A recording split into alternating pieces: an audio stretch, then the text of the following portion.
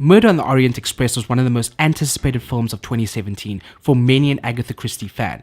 This is the third film adaptation of one of her most famous works, and this time Kenneth Branagh took the reins, directing the film and starring as the lead Hercule Poirot. The plot is simple, and the title is self-explanatory. Poirot is a detective traveling on a train to London. The train gets snowed in and a passenger is murdered. He is then tasked with solving the crime.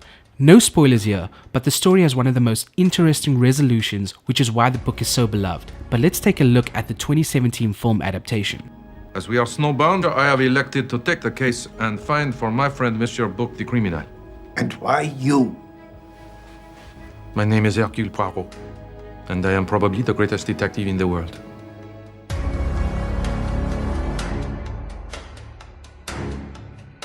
The film looks stunning, and considering the cast alone, we can tell that there was a lot of budget on the table. The tracking shots through the carriages of the train are beautiful, as are the broad landscapes and the close-ups of the brilliant cast members.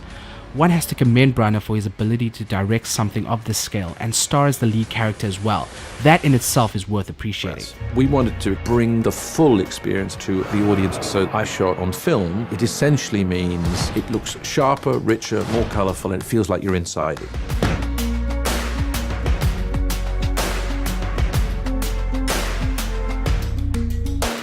As the protagonist of the original series of works, Poirot is at the center of it all, so a lot of time is spent building his character and dealing with how he interacts with other characters as he converses with and later interrogates them.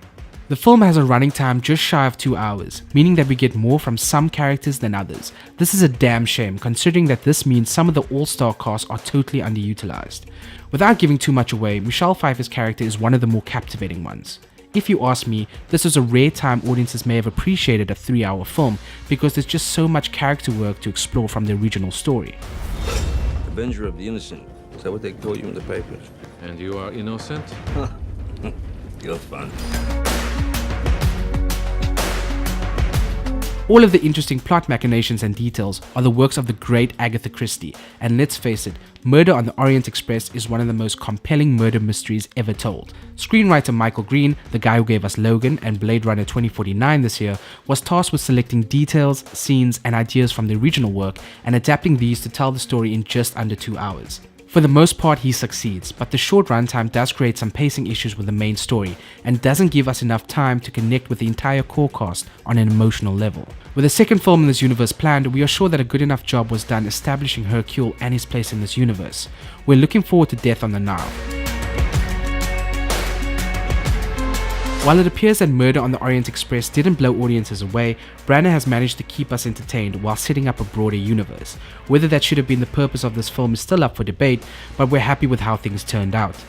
Murder on the Orient Express is no train smash and gets a 7.5 out of 10 from us.